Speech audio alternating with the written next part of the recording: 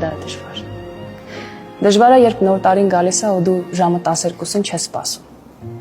Որովհետև քո համար միևնույնն է, թե որ ամսվա որ օրն է։ Արի քեզ մի պատմություն պատմեմ, որ ինձ ավելի ճիշտ հասկանաս։ Կար մի երաժշտական նախագիծ Երևանում, TV-ով էին ցույց տալիս։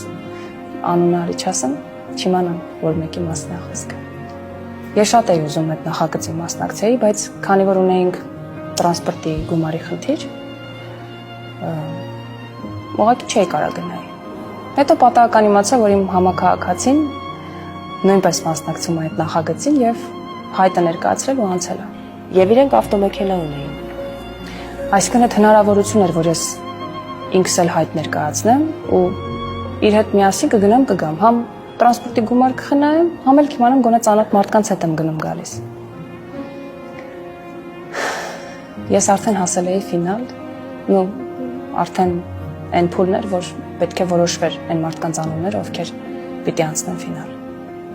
Համակարգացից դուրս մնաց։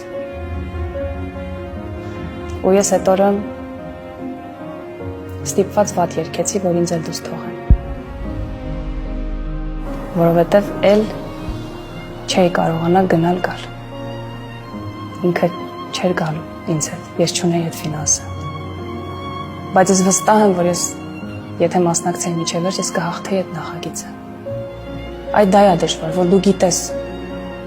որ ախր ես քո տեղը չի, ինձ է քո տեղը։ Բայց ինչ անես, որ ճար չունես։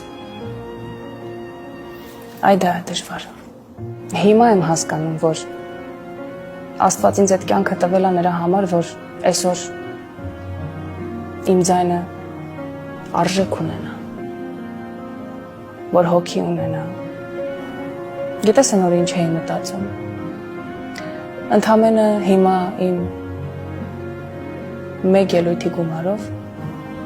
ես իմ ամբողջ մանկության դժվար օրերը անհոգ կապրեի։ Պետք է ասես։